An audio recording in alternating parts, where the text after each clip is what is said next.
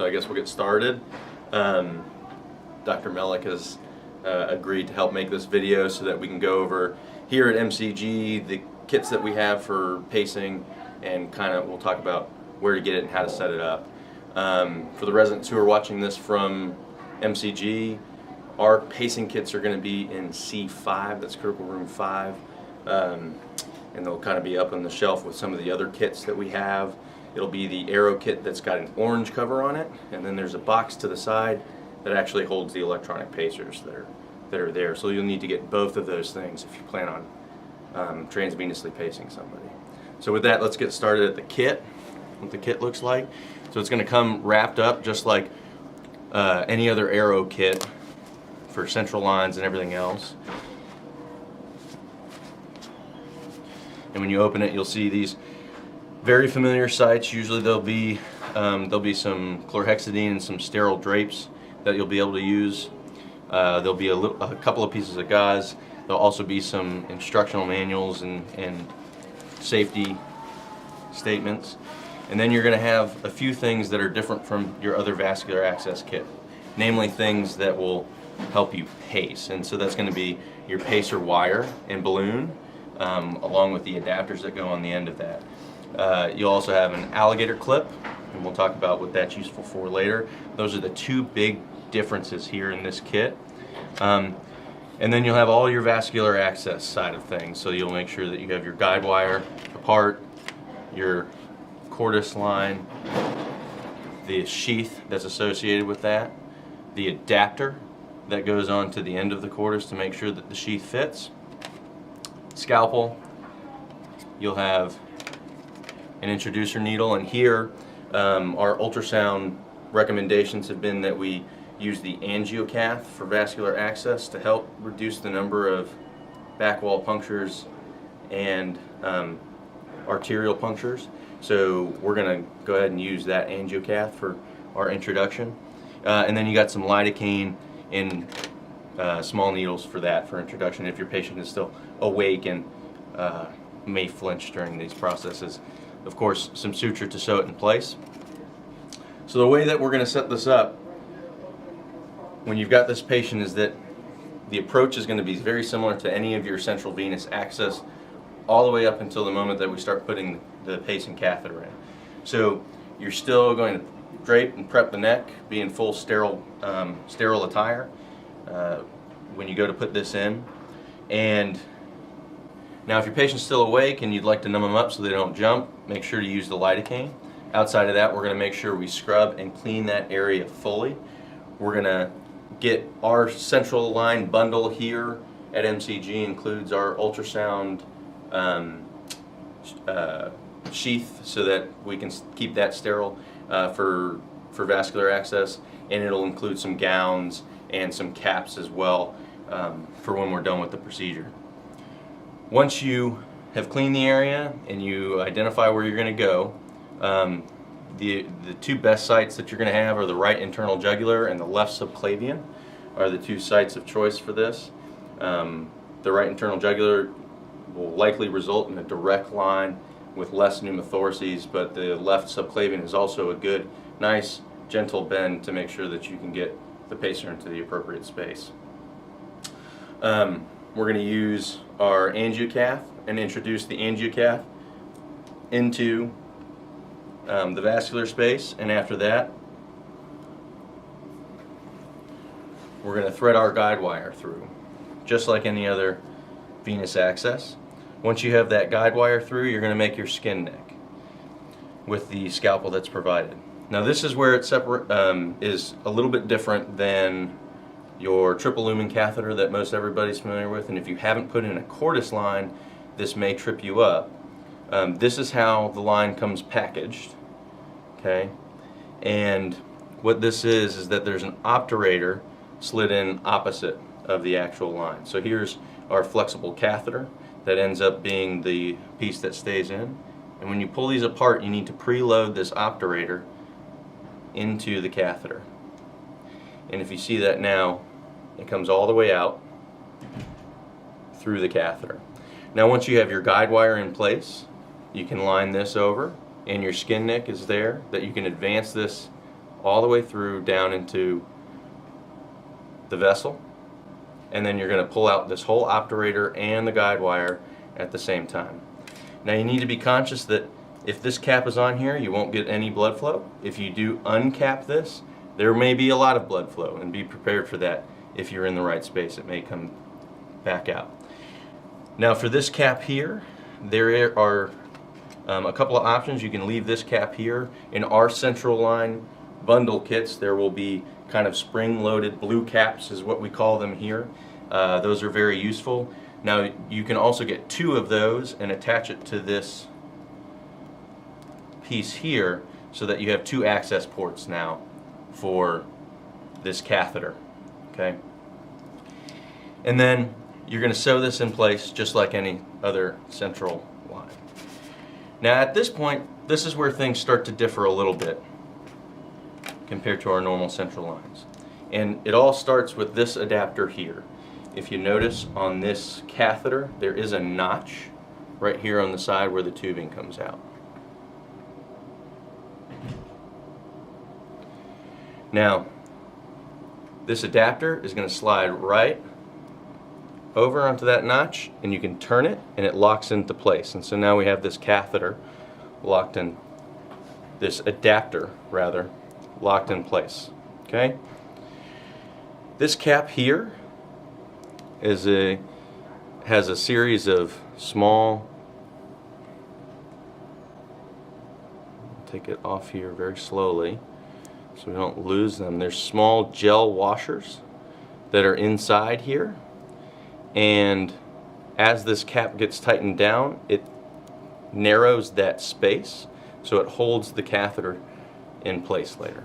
Okay, so what we're going to do here is that this space here has fits right into this rubber attachment.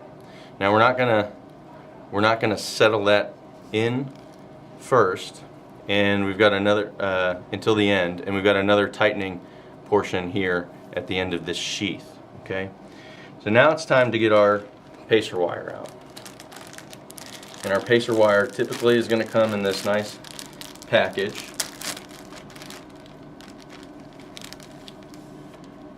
And it's going to include these small adapters as well, okay?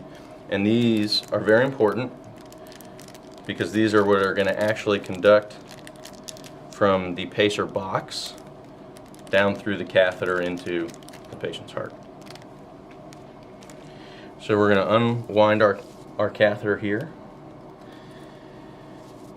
and you can see it's pretty long. Okay, this is the functional end where the actual pacer is going to be, and we're going to pull off this protective sheath because that helps, 1, protect the balloon that's very sensitive, and 2, these 2 different electrodes here that you can see. So from there, there's a black line every 10 centimeters on this catheter. So this is 10 centimeters, the 2 hash marks is 20, the 3 is 30, the 4 is 40, and a large hash mark is 50 centimeters. So that's pretty deep. We're not going to end up going that deep initially, especially if you go through a right internal jugular approach. You shouldn't have to do that. Now, if we continue along the wire here, we'll see that there are 2 other ends. This end here with a stopcock is going to end up controlling the balloon to help float the pacer, and then these here are your electrode ends. Okay, this one has a P and is for positive, and this one has a D. I'm not sure why there's a D, but it's negative. Okay, so you have your positive and negative electrodes. These here can actually be inserted into these electrodes. These are not marked for positive or negative, but they do insert over these electrodes, and kind of you set them in place after pushing them in, and then it looks like that. And then these ends will end up going into the pacer when we get there. So we want to check the balloon before we insert this pacer wire in. Now this is a 1/2 to 3/4 cc balloon, and there is a very small syringe that's a 1 1/4 milliliter syringe, so you can pull back to a 1/2 cc, put it in, make sure that this stopcock is open for the balloon, and as we blow it up we see that the balloon inflates and our balloon is intact and goes all the way around the wire, and that's what we need to float the pacer. So we're going to draw it back down that balloon and turn the stopcock off right now to make sure that we don't inadvertently put some air in there while we do our insertion procedure. Now we want to go through this sheath so that later, if there needs to be an adjustment, we can adjust the depth of the pacer without having to redo the entire line and get fully sterile. So this will keep the catheter sterile, and then we'll be able to adjust it later if need be. Now the catheter goes and inserts right through this back end, and there is a little plastic tube on the inside that sets it right now, and it comes back out through this rubber side. And when we're getting ready to insert our pacer wire, we're going to put it right back through here. And this now, while fully sterile, is when we're going to start testing for capture. So now you are being ready to pace at the moment. And this is why you're going to need multiple assistants during this procedure. So you're going to need somebody who's unsterile at this point to hook this into our actual pacer box. Now we do have several different pacer boxes here. This is one of the ones that we have. This one's an analog control, and these are typically the ones that we'll practice on with our live tissue lab. We do have an electronically controlled one. Ultimately, that one just needs to be turned on, but the settings are going to be the same. The types of settings that we have are an output for a voltage, a rate or beats per minute, and then a sensitivity. Okay. Typically, if we're doing this in an emergency situation, you can go ahead and just throw it onto asynchronous, so it's not sensing for intrinsic electric activity, a rate of around 80, and you can put it at an output of 10 to 20 to start with. Okay. For these, we need to make sure that they have a battery in place, and this one doesn't at the moment. So it's going to use a 9-volt battery that you're going to go ahead and put in there. And the next is going to be attaching this extension cord into the top of this machine. And you'll see positive and negative leads. Be aware that on our electronic copy there is insertions for atrial and ventricular sides. So you need to make sure that you put this into the ventricular portion. So we're going to make sure we match up the positive and negative, and you need to squeeze these back here to allow the insertion of this device. And then it locks in place. And this is why you need another assistant helping you. Now there are positive and negative insertions here to help conduct the line, and we're going to make sure that we match these up with our positive and negative leads. Now you can put the positive lead in here, and if you plan on doing a quote blind approach to the pacer where we just turn it on and we go until we get capture, then you can insert both of these in. If you're going to do another strategy where you're looking for the appropriate tracings on the monitor for placement and then slowly increasing your amperage, you're going to insert this into the back of the alligator clip that's been provided. Then you're going to hand this to one of your assistants who's not sterile, and then you'll plug this alligator clip into one of the precordial leads. Traditionally V1 is usually used, so that you can track the tracing for what's coming out of the end of this pacer wire. So once you've hooked those up, you've got your sheath around the catheter, and the pacer catheter is now inserted into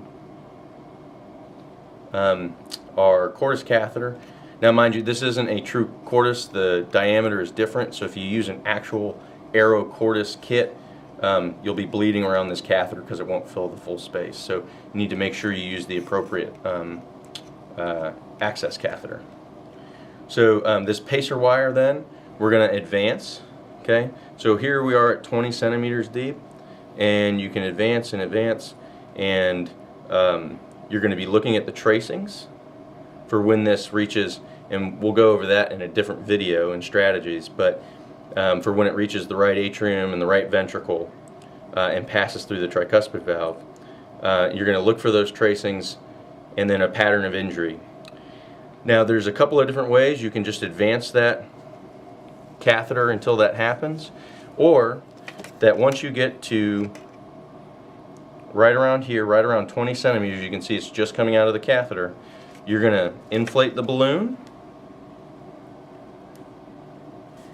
and now that air is going to help carry and float that pacer wire into the appropriate space. Okay. Now before retracting this at all, you need to make sure that you take down this balloon. So you've got to be very conscious of the level of air that's in the balloon, whether or not it's inflated or deflated.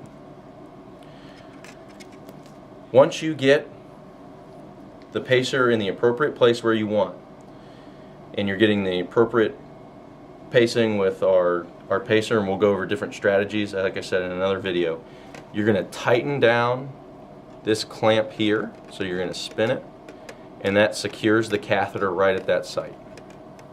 Okay, so now that doesn't want to move.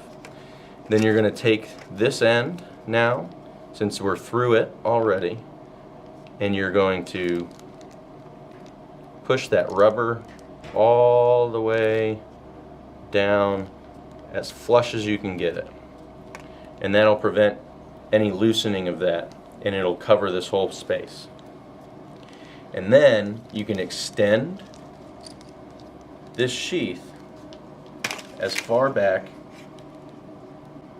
as you need. Now it will go for nearly the entire length of this pacing wire. Okay? Now you're going to tighten this end down to secure it around this portion of the wire. Now once we've become unsterile and this is sutured in place and this is lying over the side of the patient, now somebody can come and loosen this and advance or pull back the wire without having to be fully gowned. So this allows for adjustment of the pacer later. So this is a very important piece compared to just doing the vascular access. And that's it for actually hooking up the kit, or pulling apart the kit and setting up the pacer wire.